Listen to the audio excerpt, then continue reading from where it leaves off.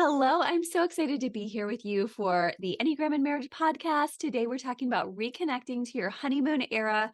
I'm so excited to have our guest, Molly Wilcox, author and friend, Enneagram 7, with us to walk through the joyful first 5 years or so of marriage, but just in the sense of whether you're in marriage, not married yet, have been married 40 years. Molly's bringing us back to that early vibe, early era feeling that we all long for when we are in middle seasons of marriage, where we're like, oh my gosh, I remember how good that felt to be in those early, just shine moments of the marriage. If you know, when I talk about our glow stages, I talk about how before we hit shadows, we are in that shine. And Molly has been able to, with God's help, truly keep that going. She has that beautiful glow with her husband. Today, we have the chance also, in a very fun way, Labor Day-esque sort of chill vibes pod, to really enjoy an extra special episode where Molly is part of our mystery. And we like to do mystery episodes sometimes around holiday times. And this is just one of those times where she's going to be giving away a copy of her book, How Much More, which I love, by the way, and read last year. And then also we're giving away one of our Supper Stews murder mystery dinner games that we write and sell with another couple. We're so excited to share both of these with you. And soon, as you know, my book is coming out. So we have all kinds of goodies. Pre-orders are up for that. Everything is in the show notes so that you can really just enjoy the season, the holiday. Hopefully, if you're working today, then you can bring us right along on your commute. But I'm so grateful and thankful that we get to walk this time together, because this whole month we're going to be talking about seasons, and otherwise known as eras. Everybody's in this or that era, right? We're hearing this from Taylor Swift. We're hearing this from every single person who's probably a millennial or Gen Z. And I have even adapted to this conversational language because I'm just hanging around my teenagers all the time. As I'm sure you who have teens, some of it you're like, I would never say that. And some of it you're like, totally works, using it, hacking it in better, especially if you're Gen X. We love our hacks. So yes, in our eras, but aware that some of you are not in this happy mode. Some of you are even lost in the shadows. So that's why I want to offer you Molly's book and our fun games and my book coming up, because I want you to have every tool and resource. So sit back with us. And as we hear from Molly, just don't forget in the back of your mind to be trying to type her hubby and trying to walk through that with us. And today, if you're on YouTube, I have a different kind of outfit today because we are actually in the middle of videoing. We just finished videoing 45 different outfit combinations for all the 45 different pairings for a video I'm making with Wes about the pairings. And so that is going to be a lot of fun. And it was cray trying to change 45 times. I'm tired, but I am committed to this process of showing you that each and every type can glow together. That is my ultimate goal for you.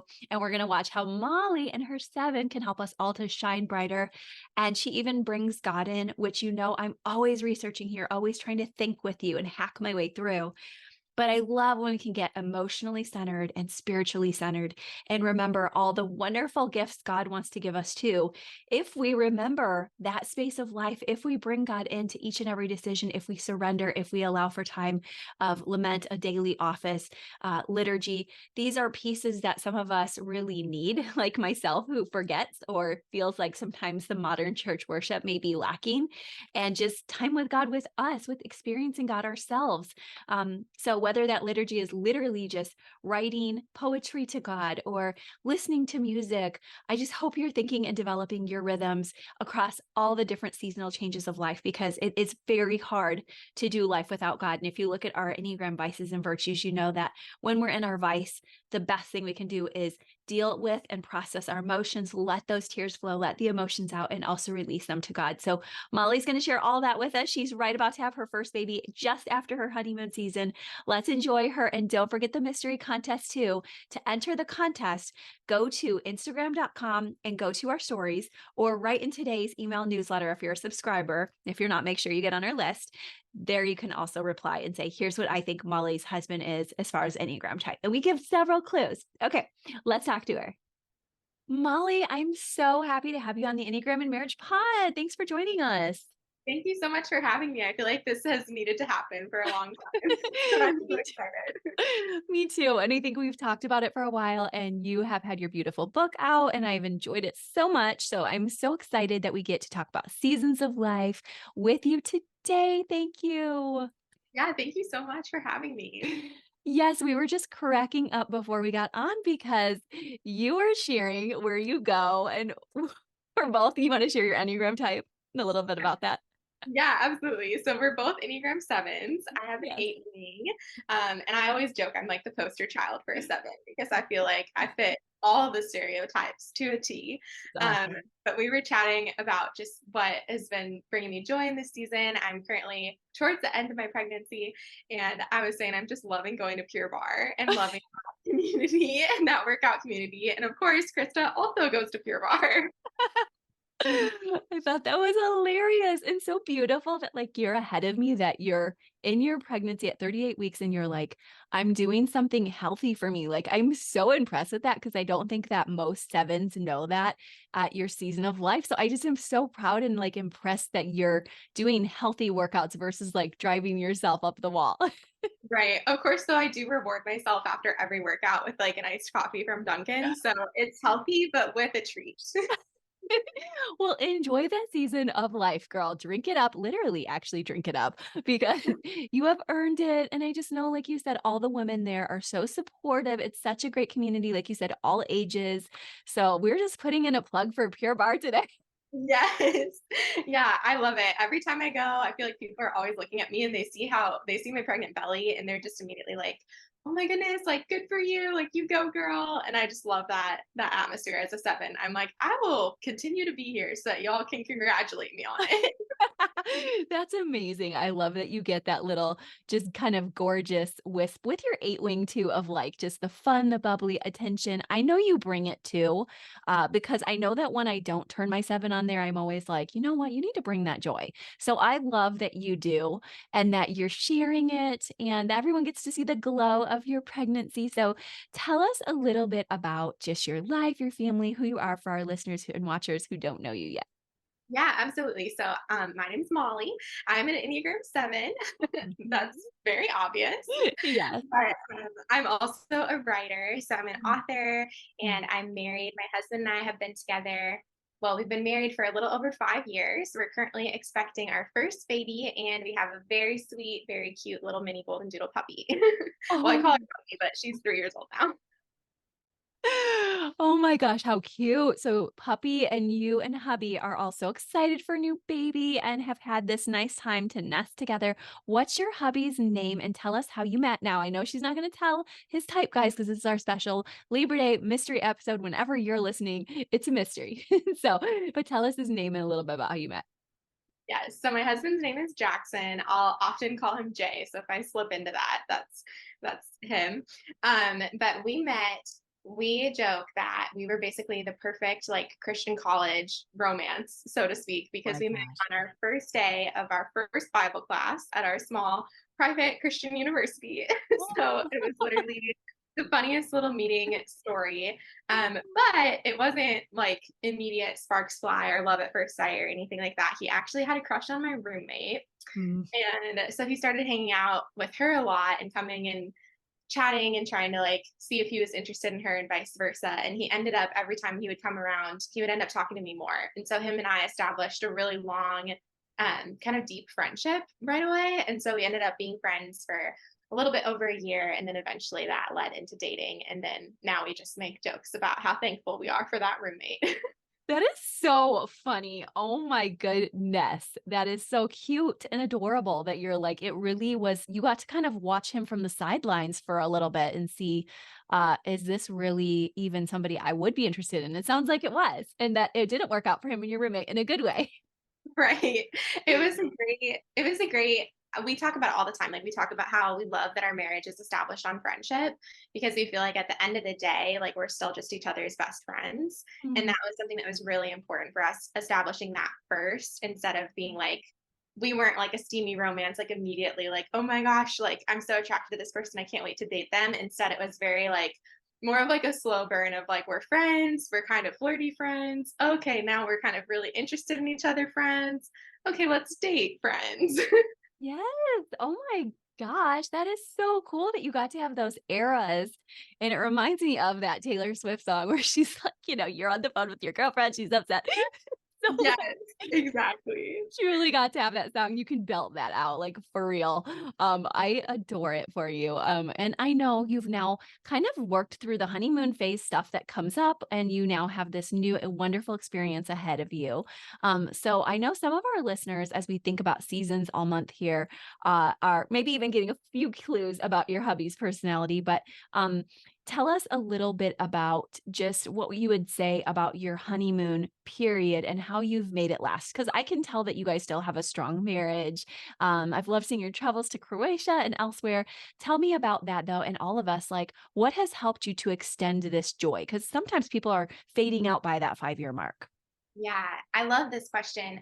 My husband, I think, is just like so amazing to kind of go along with a lot of my whims. And so Mm. the beginning of our marriage was a lot of big transitions. It was a lot of change. We spent the first year of our marriage in the High Rocky Mountains in Colorado. So we neither Mhm. of us are from that area, but it was just a place we had in common. I learned how to ski up there and he'd been skiing up there and he's way better at skiing than I am. But we were like, let's go somewhere fun for our first year of marriage and go and like get established up there. And I'm Yeah. so glad we did that, but it was also very isolating. So we did Mm. that. And I feel like that really helped us kind of have like almost like communication boot camp and really understanding each other. And we were Yeah. like really forced to spend a lot of time together up there. It's winter for like 10 months. And so it was like snowstorms, we'd get snowed in, the whole deal.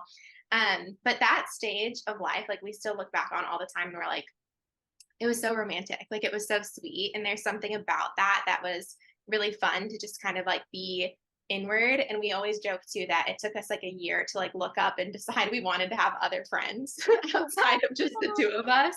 Oh And my gosh. so Yes. yeah. So I think that for us when we think about that honeymoon stage, it's kind of just like how can we continue to cultivate that sense of connection and kind of that almost like feeling of being snowed in together and eating pizza in front of our like little tiny like Oh. fireplace. Like what does it look like to be in that in our daily life? And Mm. something kind of funny was I used to always get home. This is so sevenish of me, but I used to get home before him. And when we first got married, I would always go and hide like in the house somewhere. That's And very feminine. yeah, I like made it a game. So whenever he got home, I would make him come find me. And I would be like, you have to like literally play a game with me every day.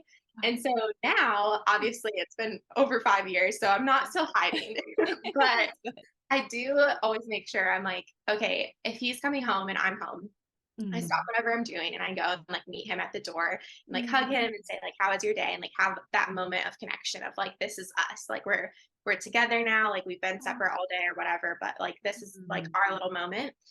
And sometimes if it's nice out, I'll wait outside even and have our dog like run out to him and whatnot. And he's told me recently, he's like, wow, like that's actually my favorite part of every day. Is I just knowing that like you're consistently there, which as a 7, I don't really like necessarily value consistency in the yeah, same way. right. But it's kind of just for me like a fun moment of like, oh, I know he's coming home, so I'll just like make this a thing. So Yeah. that's like a very small, like Mhm. practical thing. But I just feel like finding those things for like your marriage Yeah. of like for Mhm. us in that honeymoon stage, it was so fun to have this fun little game that we kind of played with each other that people thought was really quirky and weird. But Yeah. now it's turned into like, this is actually like a consistent, sustainable habit that we have for our house that like our kids someday will remember about us and be like, oh yeah, mom and dad always greeted each other like right Aw. away, you know? Oh, I love that you're making that just part of your vibe together, that this is a habit you formed.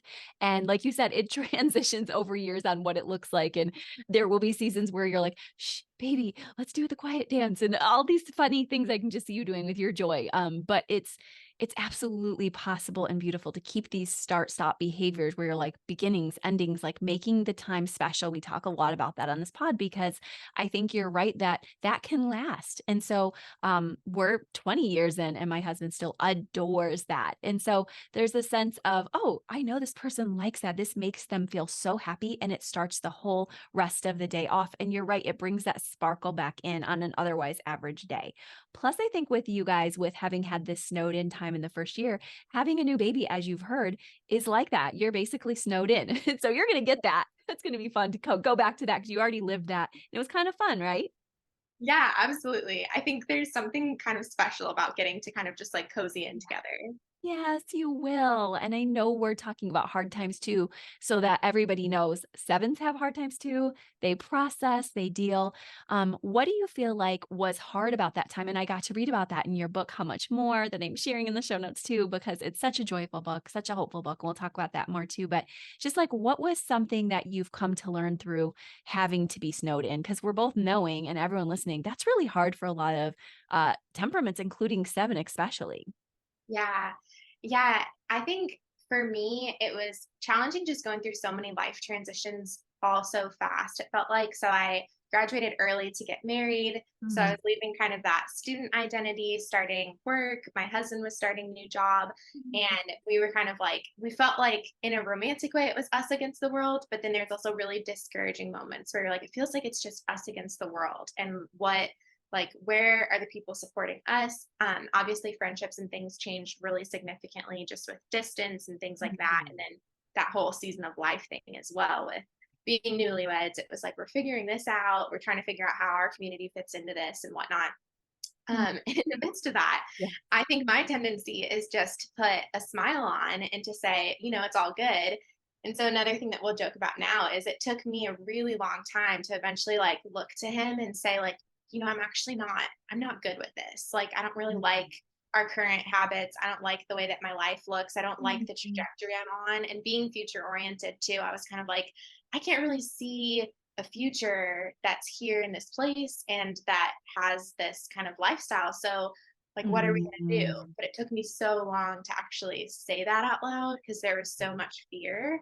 And mm, so, and he was super receptive to it, but he was also mm. kind of, his tendency is to kind of just like push through as well in his own ways. Yeah. And he can be very introspective. So he never really vocalized that he wasn't happy either. And so we were both Mhm, kind of mhm, pretending with each other and with mhm, the world, which is, I talk about in my book too, about like kind of like putting that pretending mm, attitude towards God. And so it was like, mm, oh, wait a minute, we need to actually step back and figure out how are we going to work through this. And so I think the biggest thing for us was just learning to communicate those hard things and say like almost mm. like confession. Like I feel like that's the Yeah. word that's coming to mind. Mm, It's the gift of confession and confession with your spouse of like being able to say like this is really a hard season and I mm. don't enjoy this right now, and kind of Yes. confessing those harder emotions without it being like it doesn't mean I'm unhappy with you, that doesn't mean I'm unhappy with like our life together, it just means like something has to change.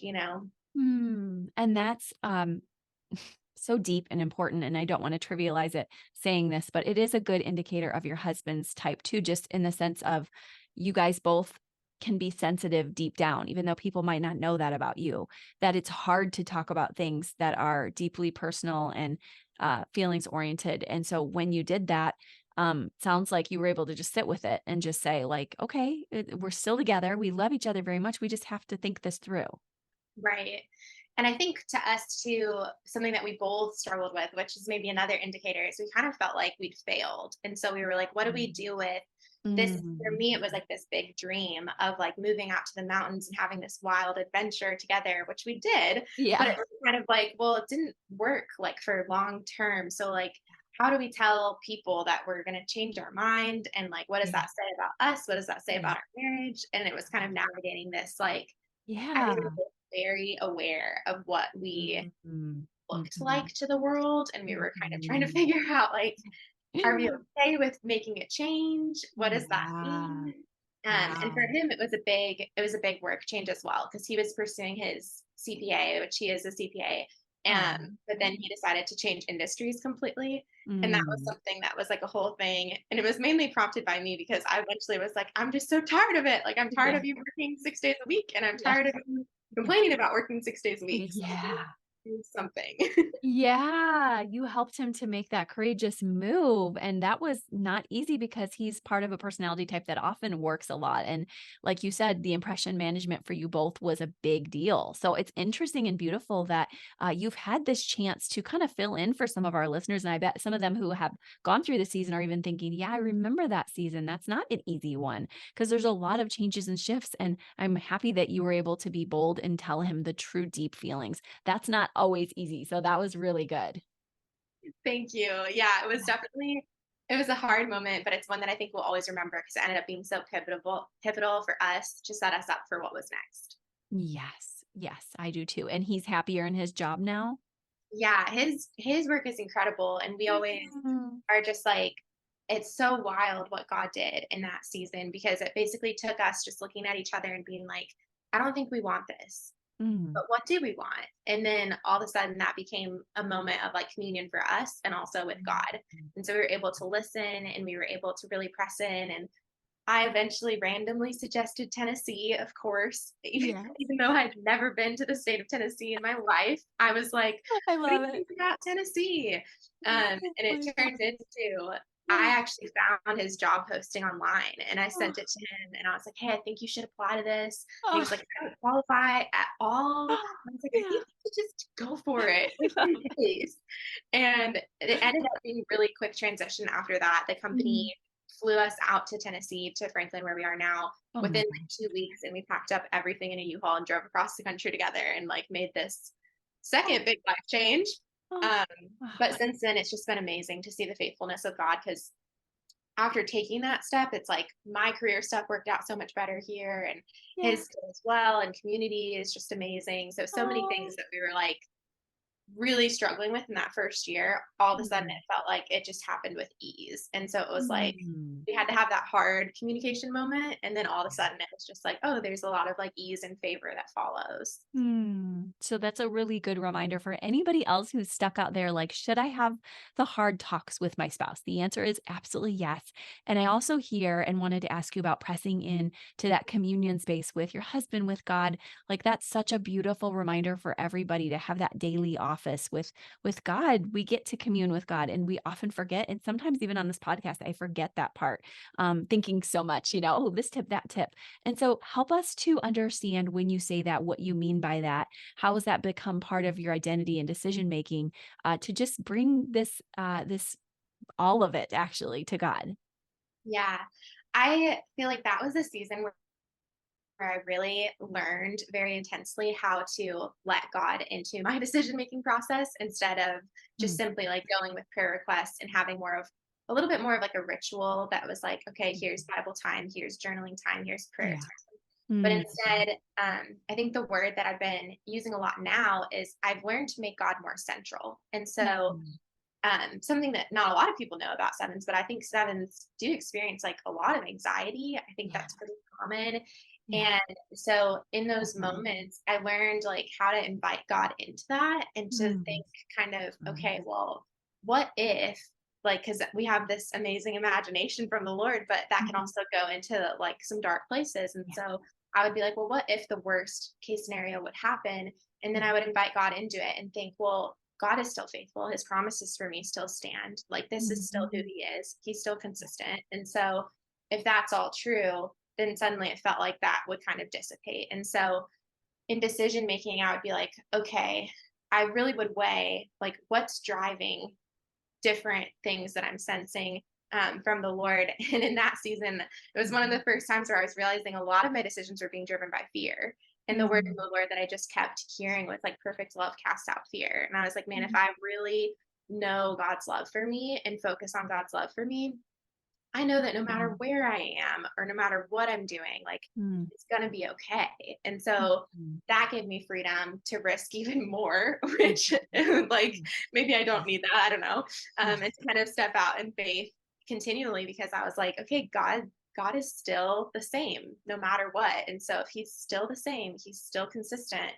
I Mm, don't have to make these decisions based on fear. And instead I can exchange that fear for that perfect love. So mm. yeah, I don't know if that answers your question, but Yes. Oh my gosh. Well, I know, of course, with the 7, there's another question, but I have to be honest, I think that we're all leaning in listening to this with wondering, how did you put on God's love? And also, I do see this really wrapped up in her book, How Much More, and I see the joy of the Lord so much in your book, and truly the joy of the Lord is our strength. And right before that, it says, "Do not grieve, for the joy of the Lord is your strength." So I think it's important that you are allowing in the hard feelings, but you're not just staying there. And then you're also lifting up with just that whole reminder, like God's so loving. He's got me no matter what, worst case scenarios and all. But what does it look like for our listeners if they're wanting that too, in your view at least, because I know we're all unique, to just kind of come alongside and ask for God to show them his love more? Yeah. I think God is so unique in the way that he shows love to each of us because we're all going Mhm, to receive that so differently. mhm, mhm, But I often think about, even those early stages of dating and how I like fell for my husband and how like God is just so romantic and yes. he's continually Mhm, pursuing us. And I think yeah. sometimes we forget that he is continually pursuing us and it's just whether or not we're paying attention to it. And so Mm, I think that like the word even in the Psalms that's like Selah is actually like better translated. It's often translated to pause or rest, but it's a really good translation for it is just pay attention. And mm, so I often think about that in my own spiritual life of that's a just good one. like even in this moment of just pause and pay attention, like where do I see God's love around me? And I have like a hummingbird feeder on my window, and I'm like, I see God's love right there because every day Mm, there's a hummingbird that comes and I get to watch it. And that's just a beautiful, joyful thing. But you could yeah. very easily miss that, right? And so Yeah. there's things like that of just like if you meet God in beauty and creation, like pause, Mm, pay attention. If you meet God, in moving your body, like pause, pay attention, like hear your breath, like think about that and mhm. how God's present with you. Like for me, my sweet little golden doodle, every time she does something funny, I meet God because I'm laughing and I know that this joy comes from the Lord. So I would say just kind of echoing that little like being able to pause and pay attention throughout the day has Mhm. made my relationship with God a lot more central instead of this isolated, oh, I have my quiet time in the morning. We pray at meals. Yes. This is the Christian walk. Instead, it's like, Right. where do I see God? Like I see him in everything if I'm willing to actually stop and look for it. Yes. Oh, that's just such a good reminder for those of us caught in ritual or like me who are like, I love liturgy. And it's like, but you have to live the liturgy too. You have to be able to just see God in your life. And I love how you've allowed birds to be, which maybe birds are sevenish in this way. I've not thought of that before, but just they're flitting around. And I love watching birds. But I think you also named like paying attention in that Selah moment, like stopping to pay attention isn't always easy for people with that energetic, high anxiety profile. So just to stop if that's you and breathe and to look around and see what's delightful in your day, pausing and finding these moments of joy to see God is a great tip for all of us. And I know you have even more in your book. So tell listeners and viewers, what do you feel like they connect with you on as they maybe even want to enter that journey too? Mm, yeah, this is a great question. I think the balance that I feel like is most important for me, or something that I've been walking in that I feel like listeners can appreciate, is just kind of holding both this contentment and joy in wherever we are seasonally with like this faith and belief for more. And I think that's like the big thing for me, spiritually at least, has been for years of just like my book is called How Much More. I'm a huge champion of God given dreams. I want people to Mm, dream and believe for more with the Lord because I think He always has more for us because that's who he is. So mm, just holding that tension of being able to be like, I have faith for an incredible life. And like, I have faith yeah. for just miracles and signs and wonders and all these things that we read Mm, about in the Bible to mhm, happen. Like, I have faith for these big, big God dreams, but mhm, also being able to be like very present in this current moment and thankful and content as well. And to be able to mhm, say, like, I'm really happy with this season, even if it doesn't look exactly as I thought it would. I find joy in this season, even if, I'm not as far along as I thought I would be, or mm, whatever that is. mm. I love that, and that's when I read through your book, about a year ago now. When did it launch actually? Yeah, almost exactly a year ago. So, Okay. I was so excited, for that, and honestly, it was a joyful experience to open it, and, most of the time when I open books, it's for research or, it's for research. Okay, I'm a dork, let's be honest, but sometimes it's for deep spiritual, moments, and I'm, like, reading Lord of the Rings just to be reminded that Frodo is not the only one who walks through this journey, etcetera, and so, I think that when I opened your book, what I loved about it was that refreshment. And I love that word and I love to bring that. And I don't always bring that, but your book always brought it. Every time I would turn to a new chapter or a new story, I found that life-giving, just what you're sharing, that hope, that joy. And I also appreciate you saying, even through the hard moments, there's something beautiful there. And I do believe that's true. And I will probably believe that forever. So I'm glad that that's a gift that we've got now in the hands of your book. Like, it's truly the most seven book I've ever read. So I was like, and I'm putting this on top of my book because it's seriously like that much more. How much more, just full of your seven delight. So I'm just wanting everybody who needs more of that pure joy in their life to really just seek that and find it more bigger picture, what she shared about God. But if you also want to walk through this joyful book, I just loved it so much. So thank you. Thank you so much. I really appreciate that. And I love that that shines through because I don't think in writing it, I ever explicitly said that joy was going to be a theme. But it's funny Mhm. that that has been the thread that has been lasting for so many Mhm. people. Isn't that funny? I know you had a lot of amazing reviews about it too, I saw. And it was really like, yeah, that's the thread. And it splashes out of the pages. And I just love that you guys are maintaining that long term as best as anybody can, because we are allowing for all seasons. But to be able to say, like, joy of the Lord is something you can carry in every season and even hope for more from Him and expect more from God, I feel like people are skeptical, and so it's nice for them to be reminded of that today. Like, no, God does love you. And there's a lot of good coming your way if you reach out for that and keep pursuing your dreams. So, what could people do if they're like, I want to get to know her more? I want to pursue my God given dreams, but I don't know which avenue to do that. Are there spaces and ways that they could really connect with you best, do you feel? Yeah, absolutely. Right now, the best way is just to connect on social media. I'm going into baby season soon, so I'm Yeah. hoping to stay as present as possible. Yeah. But it's at Mrs. Molly Wilcox on TikTok, Instagram, and Pinterest. And then I also send out a weekly newsletter called Threshold, and that you can subscribe to on Substack. And tell us about Threshold and what people might expect to get if they enjoy your newsletter.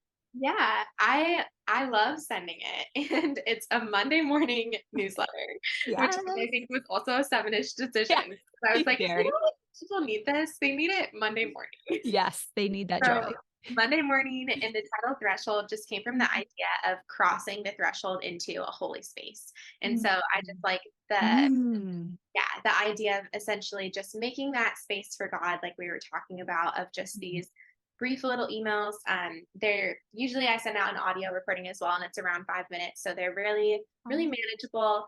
And just like a way to connect with God and just kind of think about more of an eternal perspective to start. Mm. Thank you. That's beautiful. And we're putting your book in the show notes as well. And thanks for being part of such a fun mystery episode, you guys, because we have a giveaway. You're going to get one of our mystery dinner games. And what are they getting from you? A copy of the book. Yes, and she's got it right there for those watching on YouTube. So excited. So make sure you play that too. You have to guess what her hubby's type is. So we are so glad you are in for a treat with her book, her newsletter. Molly, thank you for sharing all these beautiful, just this light of the Lord with us. And we just wish you the very best for your baby days ahead too. Thank you so much. This has been so much fun. Hopefully, I did okay keeping him a little bit mysterious. Yes, you did. I feel you did a great job. So I'll give out little hints here and there if we need to. So, Perfect. all right, thanks. Okay, well, thank you so much. Now you can see why I was so excited to have Molly. It is so hilarious that sometimes we see such a common thread between us and others of our types. It's very humbling, also very beautiful to know we're not alone. But also, don't forget the nuance of you and your relationship, your marriage. You're not going to be exactly the same as Molly or me. You're going to find your own rhythms. That is actually the goal here. But make sure you have fun with us too, wherever you are at. I hope you're having a great Labor Day. Maybe you're getting that ice shaken oat milk latte like my daughter is with the apple cider flavoring from Starbucks, or your PSL, or you're just literally chillaxing and playing PlayStation. I don't know what you're doing, but I want you to make sure that you come back to us if you need any more encouragement. We are here for you, enneagramandmarriage.com. We also want to make sure you play that contest. So, what was Molly's husband's type? You can play this at Instagram stories, or you can even write us back on our email newsletter. And we're so excited to walk through just discovering who each of us are together. It's so much fun. All right, talk to you soon. Bye bye.